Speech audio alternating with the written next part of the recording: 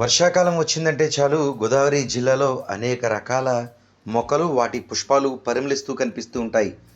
రాజమండ్రి కేంద్రంగా ఇటు కోనసీమకు వెళ్ళే జాతీయ రహదారిపై ఈ మొక్కల అమ్మకాలు అత్యధికంగా నిర్వహిస్తూ ఉంటారు.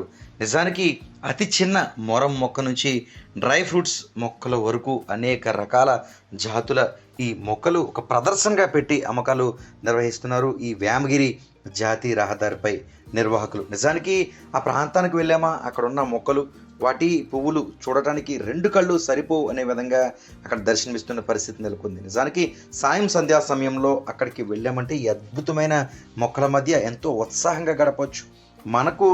మనసుకు మెచ్చిన మొక్క మన నివాసానికి తెచ్చుకునే విధంగా అనేక రకాల మొక్కలు, గులాబీలకు సంబంధించి దాదాపు 100 రకాల గులాబీలు, మొరం మొక్కలు, ఫ్రూట్స్ మొక్కలు, ముఖ్యంగా ఒక నివాసాన్ని చూడచక్కగా అలంకరించుకునేందుకు ఇండోర్ ప్లాంట్స్, అనేక రకాల ఇండోర్ ప్లాంట్స్తో పాటు పాదులు, ఒక నివాసాన్ని చూడచక్కగా గ్రీన్ కలర్ పూర్తిగా అలుముకుపోవాలంటే పాదులు అనేవి ప్రధానంగా ఉంటాయి. అటువంటి పాదు మొక్కలు అధికంగా ఉన్న పరిస్థితి నెలకొంది. ఈ వేమగిరి జాతీయ రహదారిపై ఎలాంటి మొక్కలు ఉన్నాయి ఏంటి అన్నీ కూడా ఒకసారి వీడియోలో చూద్దాం.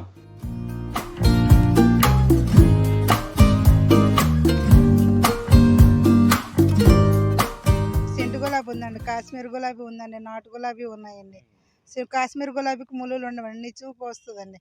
సెంటెడ్ గులాబీ ముందు వైట్గా వస్తుంది, తర్వాత పింక్గా కలర్ షేడ్ అవుతుందండి. ఫ్లవర్ మాత్రం సెంట్ స్మెల్ వస్తుందండి. అన్ని కలర్స్ ఫ్లవర్స్ ఉన్నాయండి. ఎన్ని రకాలు ఉంటాయి మనకి ఇక్కడ 25-35 రకాల దాకా ఉన్నాయండి.